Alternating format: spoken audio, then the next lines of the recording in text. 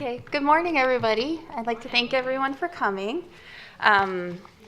Today we have a financial wellness seminar, so it does count towards your health rewards credits.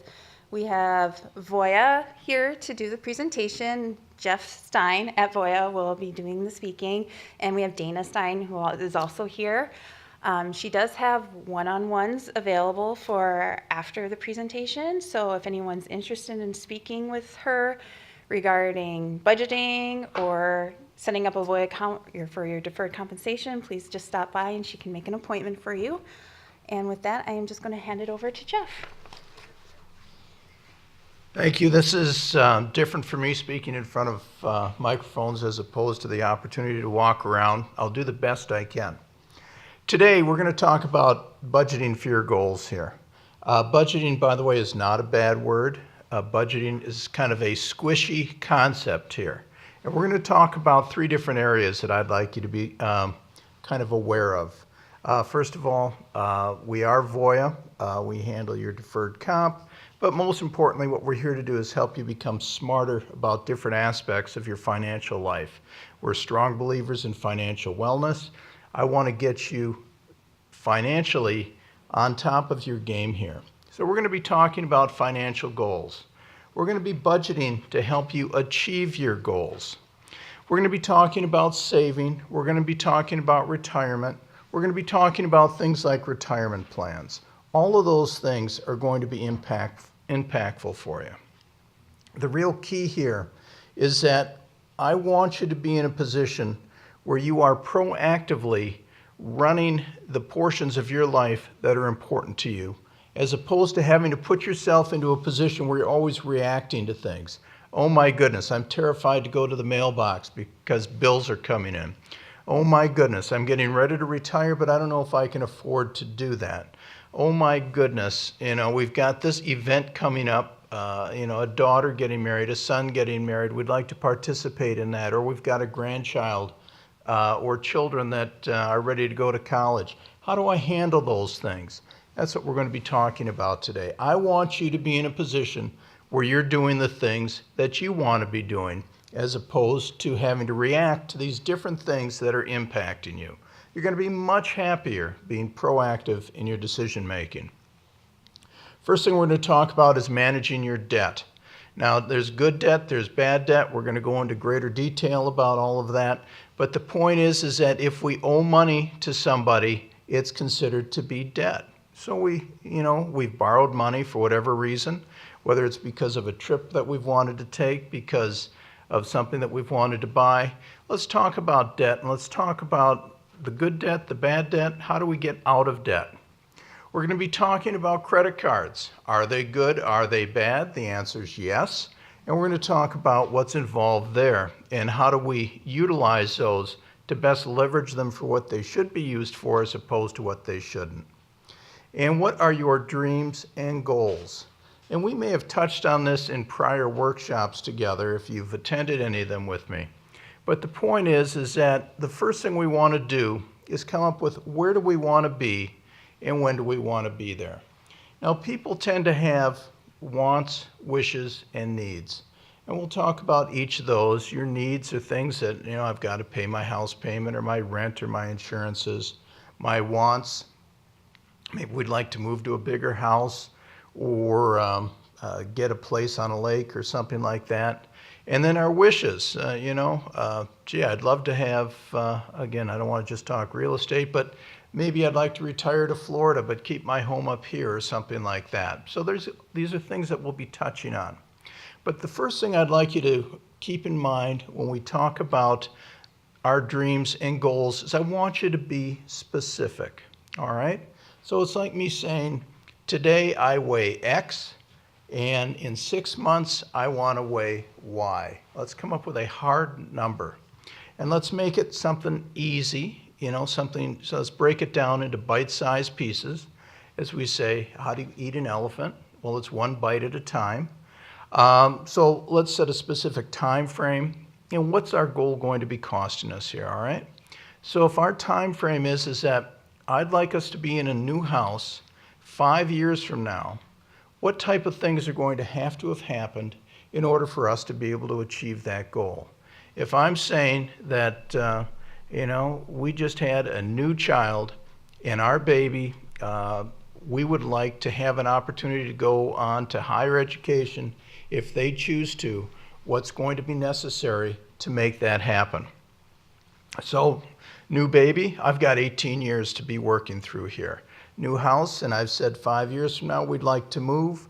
Let's figure out what's necessary. How much do I need as a down payment? What's our house worth? What kind of steps do I have to take in order to get my house ready? Those type of things. This is the thought process that I'd like you to be going through. And in fact, I'd like you to write some of these things down. And if this is a longer workshop, we'd be sitting here together kind of brainstorming together as to what kind of goals do we want to be setting for ourselves here. You might be saying, Jeff, I am in debt right now. It keeps me awake at night. What plan can we come up with in order to move myself from where I am today to a place where I can have much more peace of mind? I want you to be realistic. If you want that great big house, but the payment and the taxes and the upkeep, I tell my clients sometimes the cheapest part about buying a house is buying the house, all right? Because it's everything else. You're paying for the heat, the air conditioning, the lights, the maintenance. Those type of things will just eat you up alive. So let's be realistic about what we want and the time frame that we want to have it accomplished in. I don't want you setting yourself up for failure here. I want you to be realistic, give yourself a break. Let's think in really honest increments and amounts as to what's going to work for us here. And like I said, give it some substance. Let's write it down. And the best goal to have is one that you're sharing with friends and family. Because if you just keep it internally, then there's very little in the way of outside pressure, and pressure is not necessarily a bad thing, or help in order to help you achieve these goals. And I'm not saying somebody should be borrowing your money or helping you finish your basement or things like that. What I'm saying is that when you share it, you've made the next level of commitment that you're going to go ahead and do this. So let's talk about putting some substance around these things. And the next is prioritize. All right, so we've created this list, let's say 4, 5, 6 things. I don't think I'd create any longer list than that because I'd like it to be a doable list. Now I'd like you to rank them. All right, what's most important here? What do I need to get done first? What do I want to get done second, etc. So let's put them in an order that's going to be most appropriate for what we need to accomplish here. And I think what's important, and there's a lot of important things, I've used that word quite a bit already, but what I'd like you to really emphasize is what's important to you, not what's important to myself or another family member. Maybe you've got, the parent who's ragging on you or whatever, that you got to do this, you got to do that. You don't have to do anything. You have to do what you want to do and what you need to do. So what I want you to do is prioritize these things as to what's most important for you. If you're doing it for somebody else, it's less likely to get done. You've got to be doing it for yourself.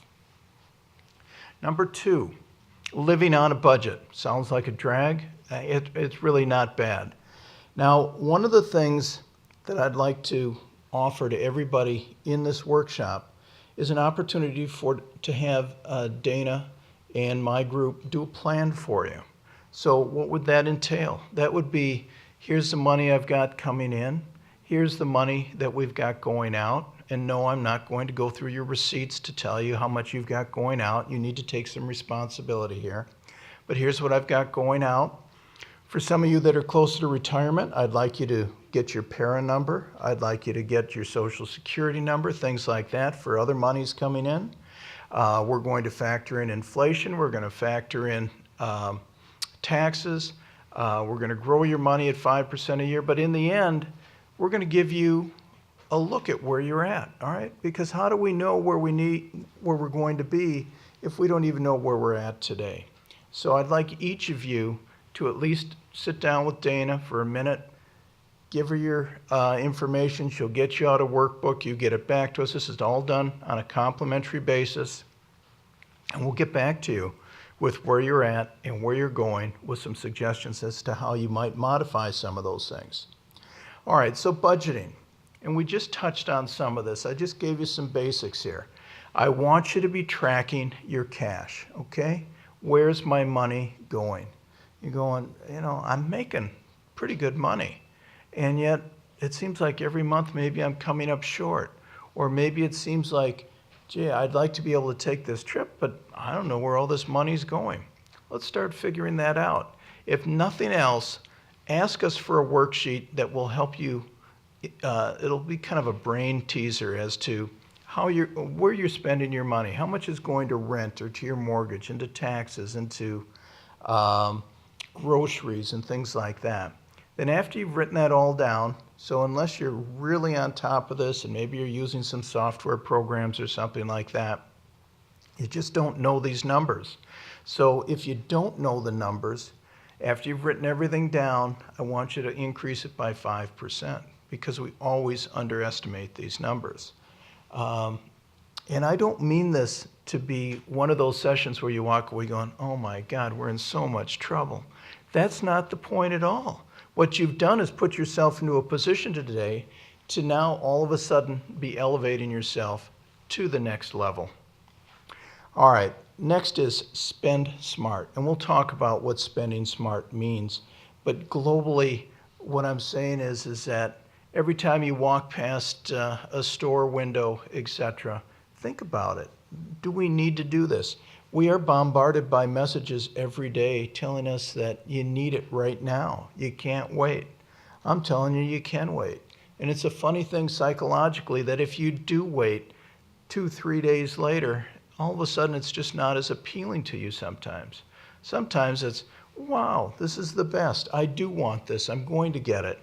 Life is not about necessarily depriving yourself. You only go around once. I want you to do the things that are going to make you happy. Now, some of those things might cost money. A whole lot of those things cost nothing. But the point is I just want you to spend smart.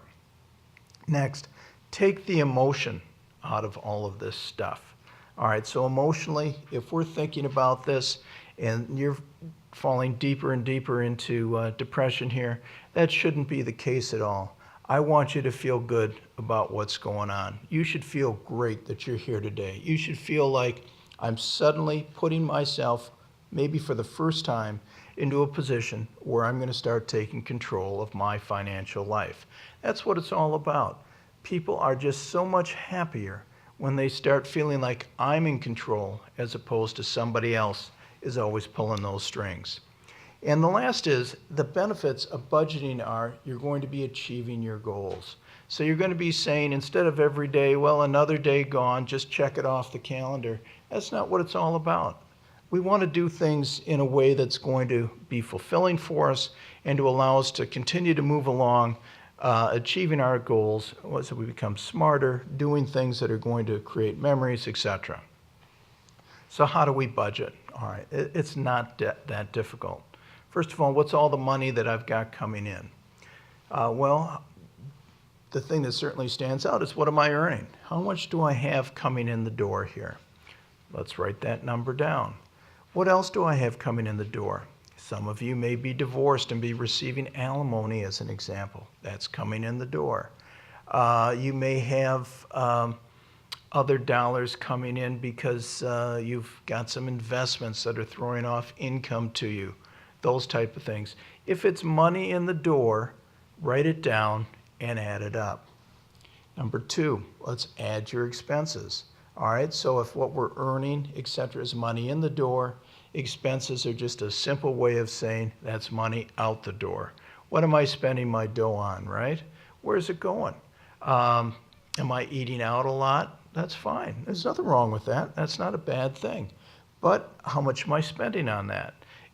Do I love going to movies? Do I love buying books? Whether it's clothing, groceries, those type of things. Add all of those things up.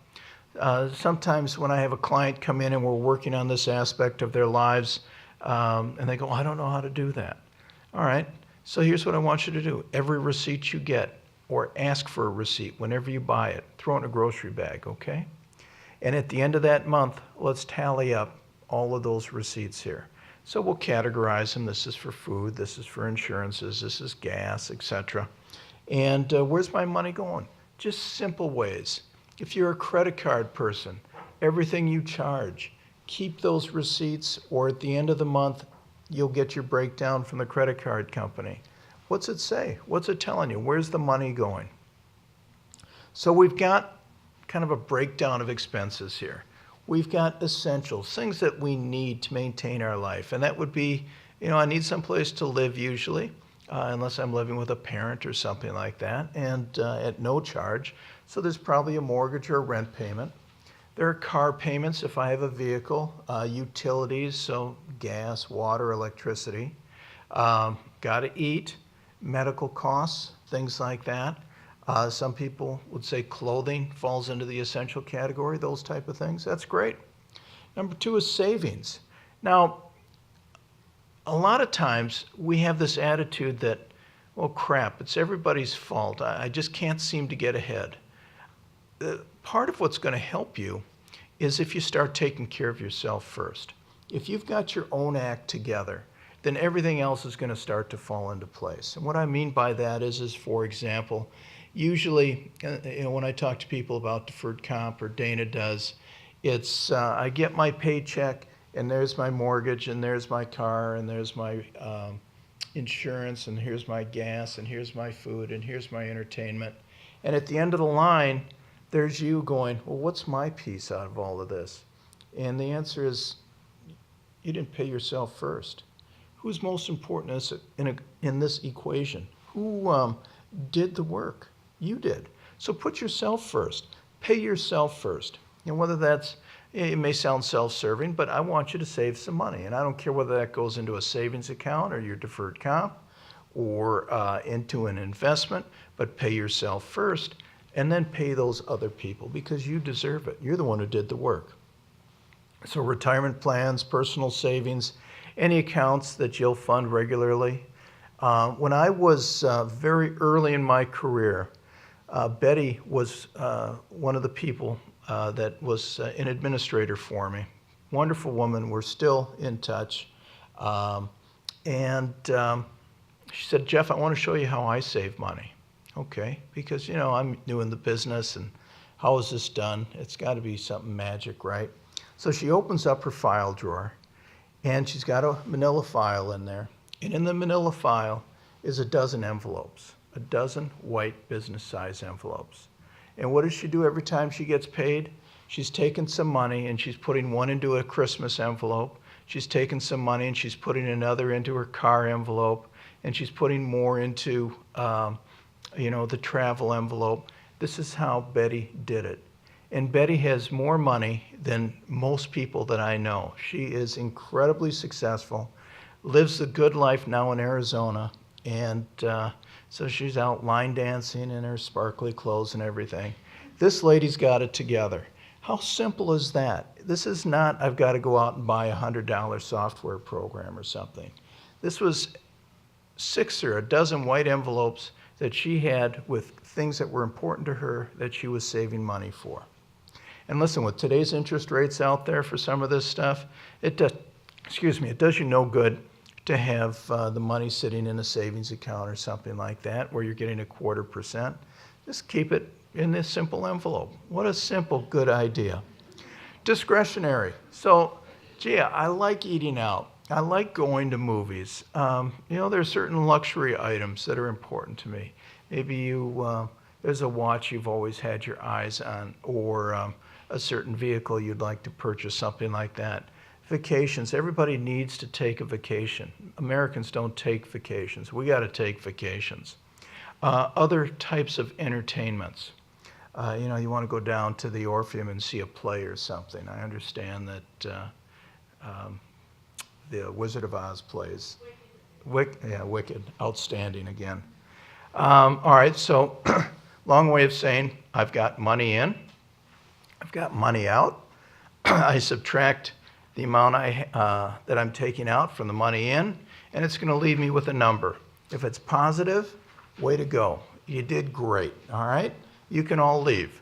I'm just kidding, because there's a lot more good stuff that I know you're just dying to hear. You're operating with what we call a surplus. We're living off of less than we've got coming in. What a simple concept. For example, people say, you know why deferred comp worked for me? Because it was out of sight, out of mind. It was simple. I just set aside the money.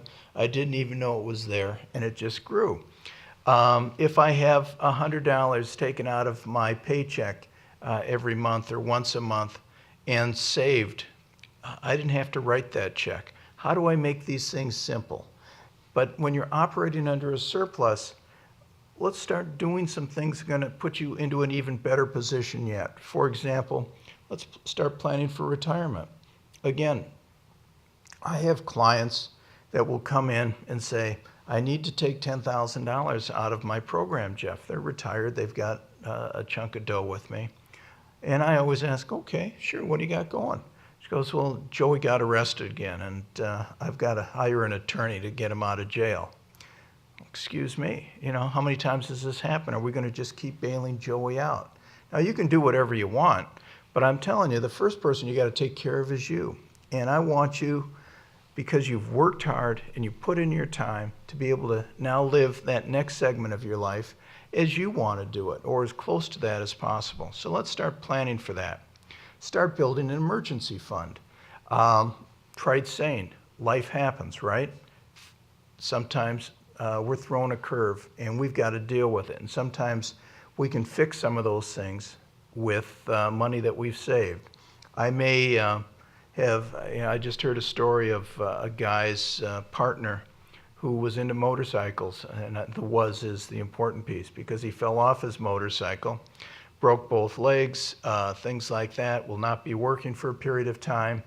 Do we have dough that's going to cover those things? Do we have benefits through the city that might help cover that? And I'm not sure how the city benefits work, but if you have a question, ask benefits. That's what they're here for.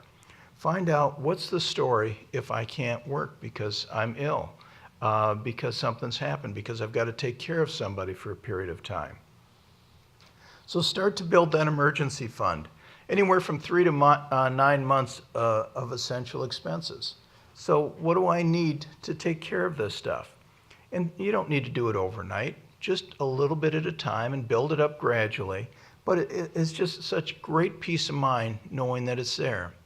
Make sure it's safe but accessible. I don't want you to invest it. I don't want you to, say that stock right there is what I'm putting my money into. What I am going to ask you to do is, this is also either going to be envelope money or it's going to be money in a savings account, but something that's going to be easily accessible to you. And use only for true emergencies. This is not, we're going to Vegas and I'm going to double it and everything's going to be better. I'm sorry. That would be bad planning. All right. So set aside money for your prioritized goals. What's important to me? If it's important that we move into a new home 5 years from now, and I've done my little bit of planning, and I've decided that planning is going to require me to set aside $250 a month each month for the next 5 years, can I do that? And if not, maybe it's $200, whatever that amount might be. What do I have to do to my house? Let's get those things ready. Whether, we need to paint the walls, we need to throw stuff away, those type of things. Julie was just born. We've got 18 years. Average tuition at the University of Minnesota, including room and board, et cetera, is about $18,000 to $20,000 a year. All right, 4 years, $80,000. That's a lot of dough. Now, I'm not saying you need to decide right off the bat what you're going to be spending on education. I had this discussion with Dana on Dana and her sister in regards with her mom, my wife, in regards to college education, and we're going back and forth. I was a janitor when I attended the University of Minnesota. I thought it was the greatest thing in the world. Well paid, gave me a whole different look on life, things like that. Gene goes, can you afford this, etc. And that's how we had that discussion. Each family will decide how much is appropriate to participate from an educational standpoint.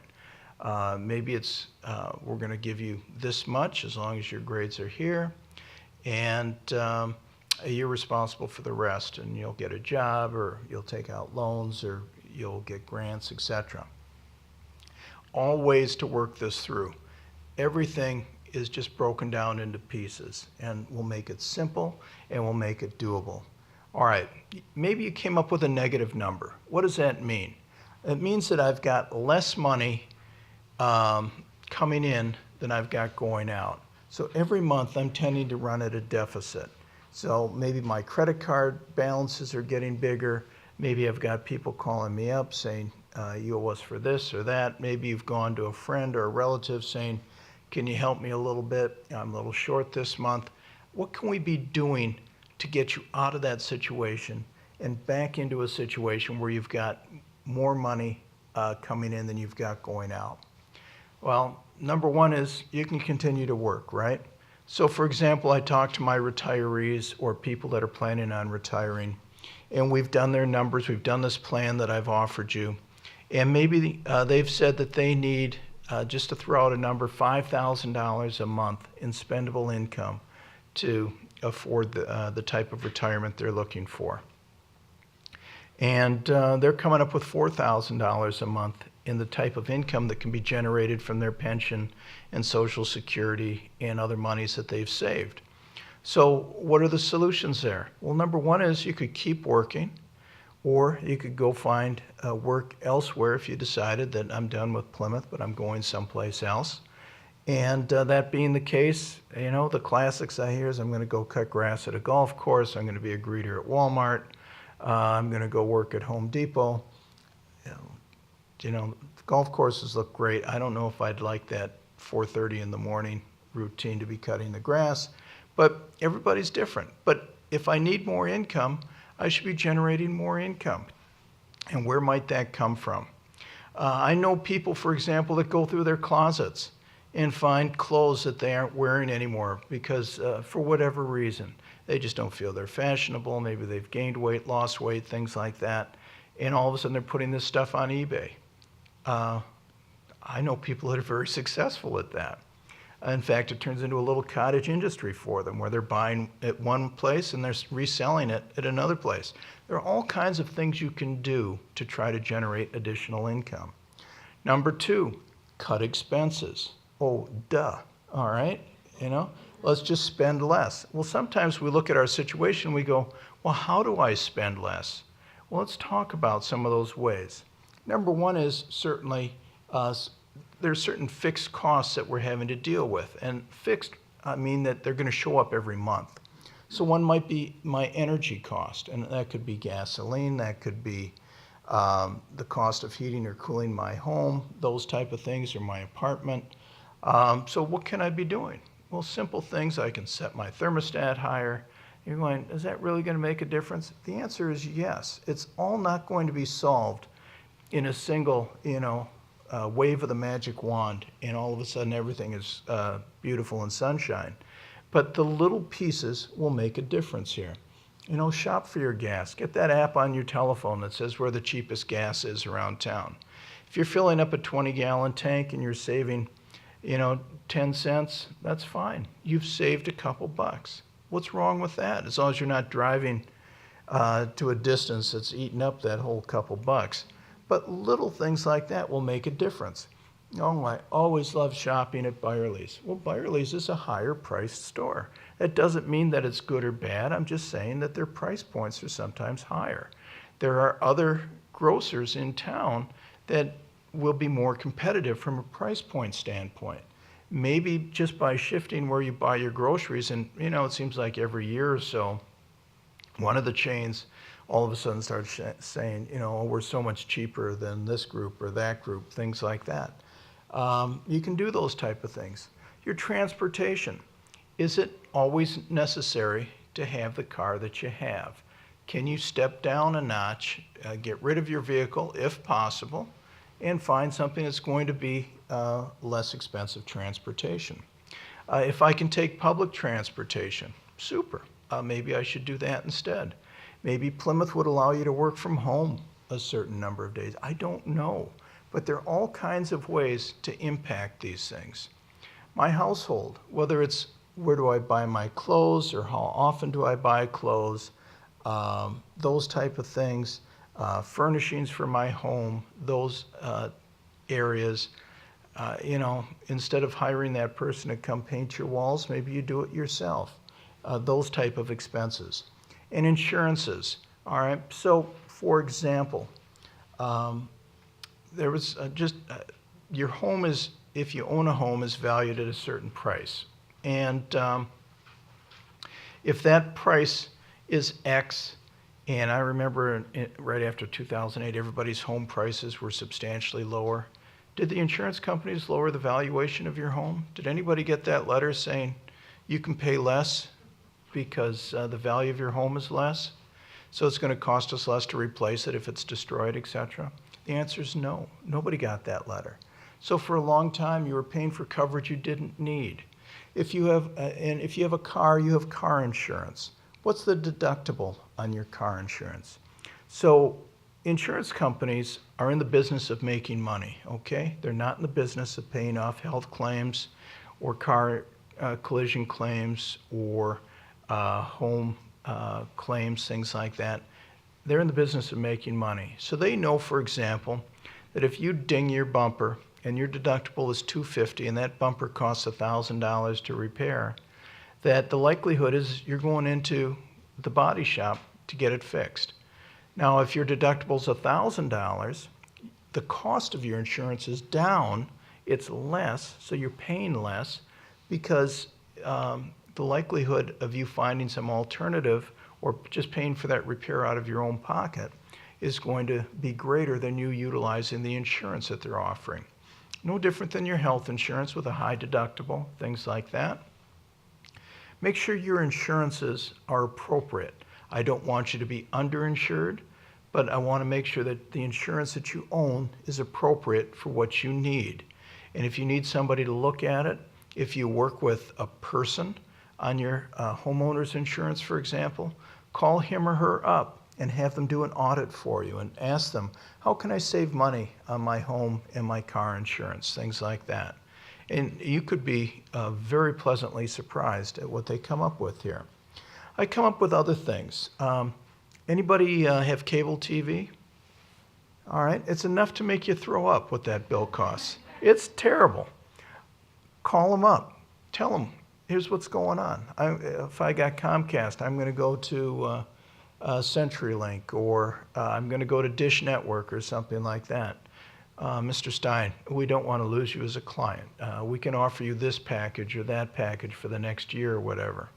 All right, so for the next year, suddenly your bill is $50 a month less. All right, so you're like, oh, $50, what's that? That's $600 a year. Is that okay? I'd take it, and if you don't want it, you can always send it to me. Money is money. How about your cell phones, all right? Does everybody need to buy the package that has the unlimited data and things like that? I don't know. If you're a heavy data user because it's part of your job and you just need it, fantastic. By the way, I'm old enough to tell you I was around before cell phones, and somehow we still managed to survive. And I didn't know need to know every 30 seconds what was on one of the news channels or this breaking news or that breaking news. So it's insidious how these things have creeped into our budget and are now really sapping away dollars that we could be doing something else with. So check on your cell phone bill, for example. Is it appropriate for what your needs are? I'm not telling you to get rid of it. I'm not telling you to lose your phone. All I'm saying is, am I paying more than what I'm actually using? I don't think anybody, again, is sending you a letter saying, oh, Mr. Stein, we see that over the last 6 months you haven't fully utilized either the minutes on your phone or the amount of data that you're buying. We can get you into a cheaper plan. I think AT&T tried that maybe 6 months ago. But the point is that make sure you're paying for what you're getting, and I don't think you need to pay for any more. And then there's the entertainment side. What's important? I can be, if I'm a big theater fan, but going to some of these plays downtown is just very costly, or to the Guthrie or going to the Ordway. But there's a lot of community theater that is very inexpensive, and I still get a lot of enjoyment out of it. Well, maybe that's a good trade-off for you. I'm just pointing out places that there might be some savings. Change your thinking. It's got to be important enough for you to want to do this, but if you can make it a priority, suddenly all kinds of good things are going to happen. There's all kinds of personal financial software out there, and some of it is very inexpensive. With it, you can use it, and by the way, Voya has some for free. Free is a good price. It's called Orange Money, and I believe it's available to everybody here at no charge, and Dana would be more than happy to show you how to turn it on and how to use it.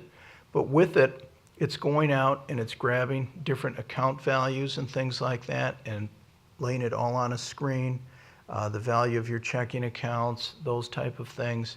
And it's giving you that everyday look as to here's where I'm at, here's what's going on. And there are things that you can actually pay for that carry a higher cost, but it might be well worth it to you to really get a good handle on what's going on. Build yourself a budget. What do I need? So when I work with my clients, what happens is that we've got you spending this amount, but you're telling me that every 7 years you'd like to get a different car. Well, that's fine. So on that particular year, maybe our expenses are higher. But there are other times, for example, I have this client who has enough money to allow her to live the rest of her life in a fashion that she's very comfortable with. But now she wants to help her daughter buy a house, and can I take $10,000 out of my plan? Or she wants to travel every year, and we've set aside a couple $1,000s a year to allow her to travel off of that money in addition to everything else. But this year she decided, well, I'm not going to travel. Okay, that's not a problem at all. So we got $2,000 extra dollars in there that we're just holding for the next year. So this budget business is kind of squishy. Now don't go out of control, but know that if I can live off of $2,000 a month, and my expenses this particular month were $2,150, that's not a big deal. It's if we're consistently overshooting what our spending limit is, that's going to cause us a problem. Track your spending. So maybe this takes you out of your comfort level, but if it's important to you, you'll decide that you're going to make it happen. So by tracking your spending, for example, if you've got a piece of software, your credit card will automatically dump into it. And you'll be able to see, here's how much I spent, here's how it's broken down by area, entertainment, those type of things, and you'll know where it's going. And you'll be able to generate those financial reports. But most importantly, I want you to know that you need to be flexible here. You're not locking yourself up and putting yourself into this box that says, I can only do this or I can only do that. Not the case at all. What you're doing is becoming a smarter consumer. The same way that you might shop for tires or you might shop for some other, a refrigerator over at Home Depot or something like that. Be a good consumer. Where are you going to get the best value for your money? Bad thing or good thing, being in debt? Well, it depends. It's hard to buy a home today and pay cash for it. In fact, it's darn near impossible for most people. But that's what mortgages are for, right? So I can take out a 10, 15, 30-year mortgage and break those payments down over time into things that are much more budgetable for me, and it'll allow me to get that home. An educational loan. I got clients that are so proud that their child got into Michigan. Michigan is over $50,000 a year tuition. 50 grand. All right? And they're going to tell me that, please don't take this wrong, but their child is going to get a teaching degree. All right? Now, God bless you. We need great teachers. But that's a very expensive teaching degree when I could get the same thing in other places for much less. So I see other strategies where some parents have their children go to a community college for the first 2 years and then transfer those credits over. Um, there are all kinds of things that we can do. But walking away with $200,000, and that's $50,000 times 4 years in debt because I went to a school called Michigan or some other school that's very expensive. Hey, you know something? You've saddled yourself with an expense that you're never going to be able to get rid of. So be careful, be smart. And let's define, you need to define what are essential purchases for me, and then work accordingly to make sure that those things happen. Problematic debt, well, revolving credit card balances. Credit cards aren't bad things if you use them in the right way. If I said, I'd be happy to give you $100, but if I don't get my money back, you owe me 21%. What? That's exactly what the credit cards are telling you. All right, 15, 21%, things like that. It's legal usury, all right? So that's very expensive money. And that's what we want. That's what we want to avoid, is this expensive money. Now, if you're the credit card company, it's just the opposite. Yeah, go ahead and carry that balance. We're more than comfortable with that. So think about those things that we're buying, those luxury items. And you can't do it here at Plymouth because deferred comp doesn't have this, but let's say you've got a spouse who's got a 401k plan and the employer allows them to take a loan out. That's expensive money. You're going, but it really helped me. The point is if you don't pay it back, now the taxes are due on it. If you're younger than 59 and a half, you've got a 10% penalty on it. Holy crap, I'm paying a ton of dough to get my own money. So let's be very, very planful on what monies we use and how we use them. So prioritize your debts in your budget. So what do I owe?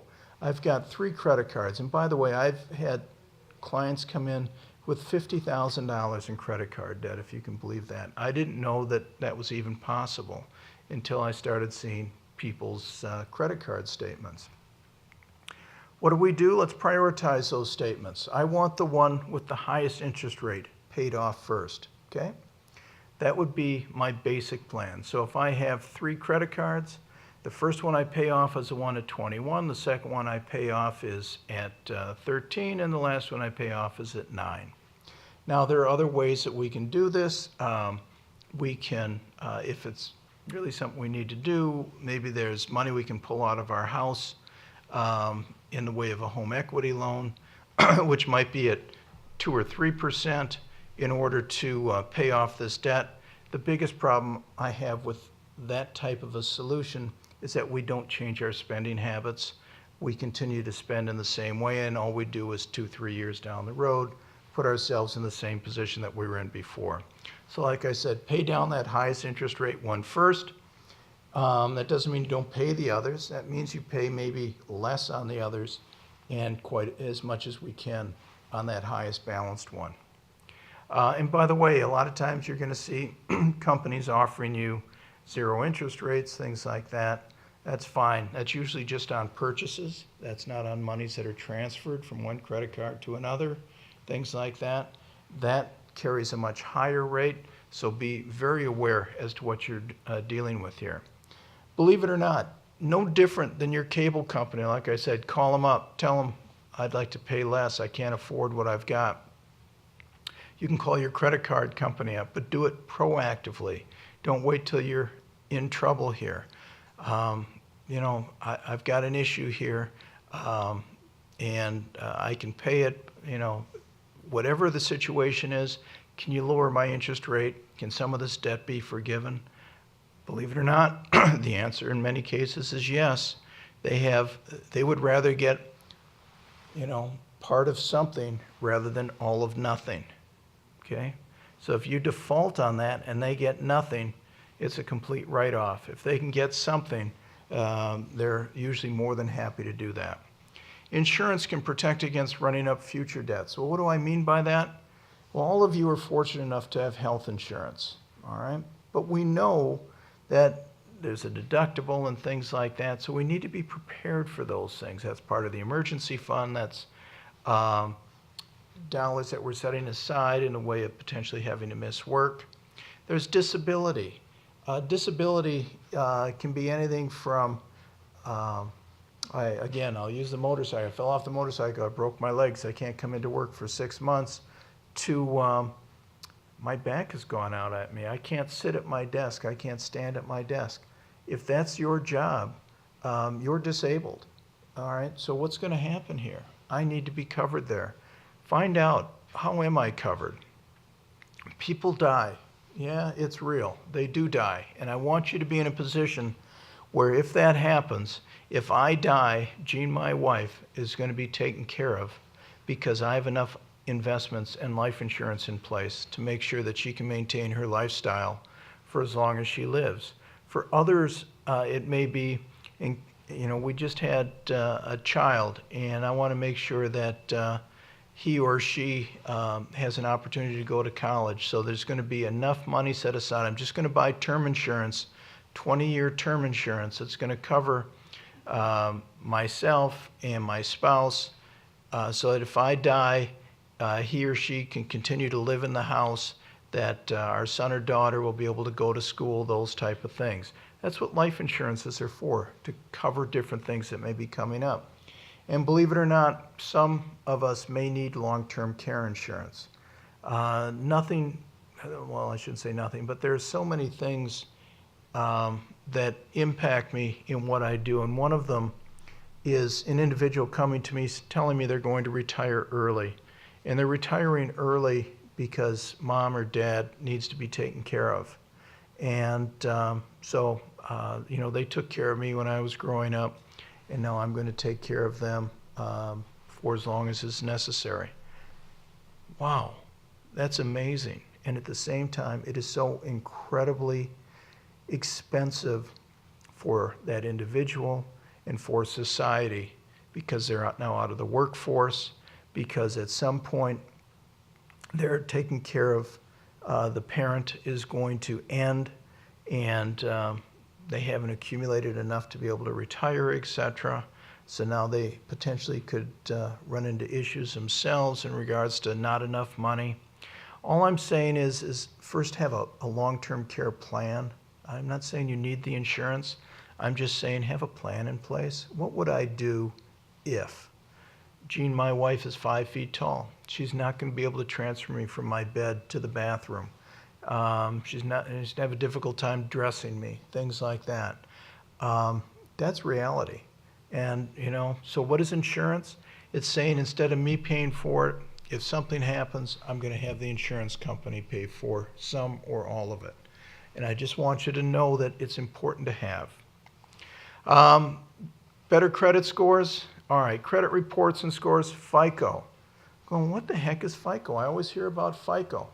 FICO, believe it or not, is the Fair Isaac Company. What?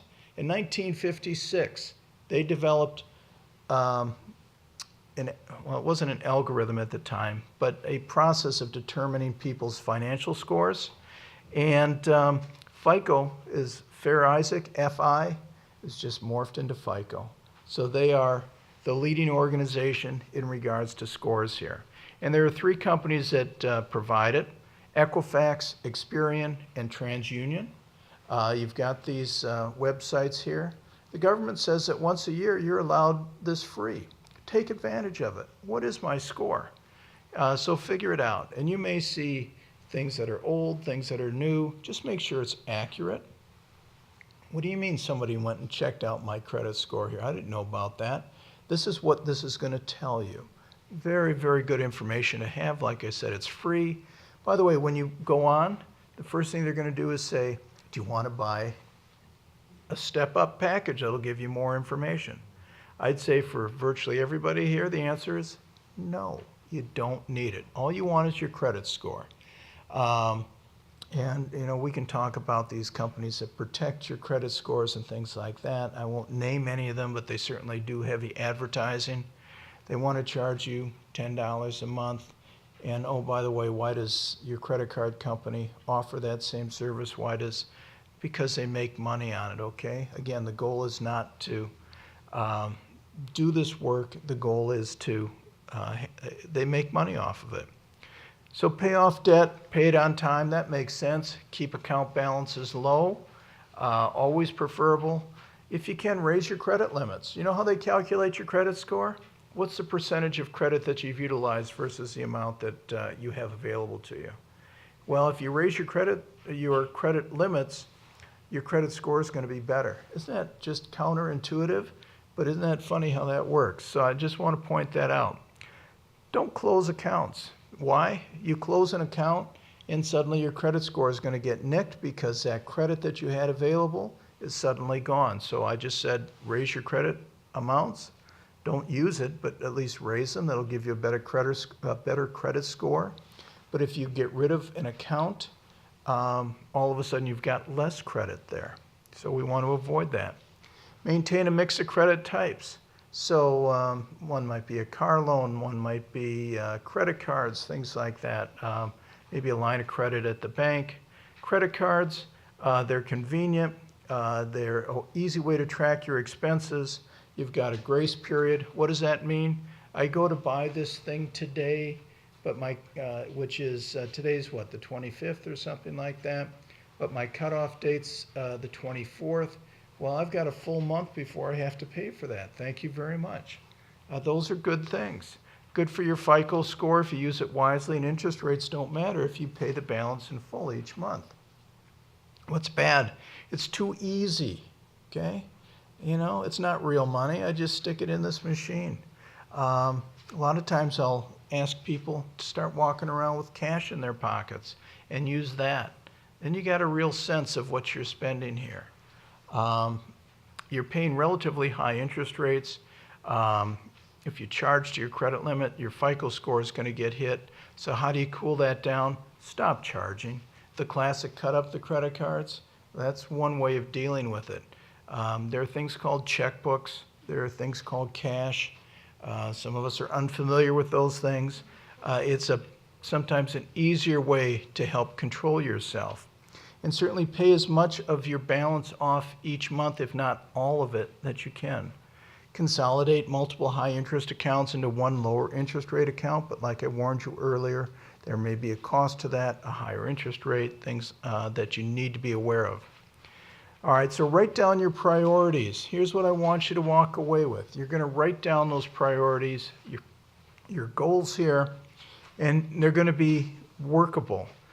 If they aren't real, it's just a wish, okay? Write it down. Tell somebody about it. Build a budget. That's what we want to work with you on. Not building a budget, but where am I? Where am I going? Is this path that I'm on right? So talk to Dana about the financial plan. Allocate extra money towards your goals. If I've got some extra dough coming in, I got all kinds of choices. I can go out and spend it on something. Or, and by the way, all things, either completely black, completely white, we get ourselves in trouble. There's got to be a blend here. What's right? So yeah, maybe I'll spend a little bit on myself, but I'm also going to save a little bit. And keep your debt under control. Know what you've got. Use your credit carefully and keep those credit scores high. And ask if you need help. That was my last slide. Think about working with Dana on the plan. Are there any group questions that you'd feel comfortable asking? Go ahead. I heard once about the credit cards, you said don't close them. I had heard once that close one, like keep your oldest card open, never close that one, but then close like your store cards, but only do it like once every 6 months, because that's about how long it takes for your credit score to recover from closing one. And obviously don't do it if you're looking to buy a house in like 2 years. So you can close some of those other cards that you never use and just kind of sit out there if you have other balances that are, or credit card balances that are high enough to kind of cancel them out. It's a weird deal, isn't it? And you're exactly right. And because, for example, why would I want an open account out there that I'm not using that somebody could come across and all of a sudden all these charges that I've never incurred take place, and Now I've got another thing in my life I've got to be dealing with. So yeah, there's a balance there, and you're exactly right. So there are all kinds of strategies, but from the simplest standpoint, try to keep that as much credit there as possible. And if you foresee a major purchase coming up, now you really have to start grooming that thing so that you look as good as possible. You will find that the higher your credit score, the better the risk you're going to be, in which case the lower the interest rate that you're going to be charged on any single purchase, especially when it comes to a house, to a car, things like that. So when they say qualified buyers, that's what they're talking about. And I want you to be qualified buyers. Thank you for asking that. Any other questions? You were great. I'm sorry it took so long, but I hope it was helpful. And know that you're not in this by yourself. We're here to help you. Take full advantage of that, and thank you very much.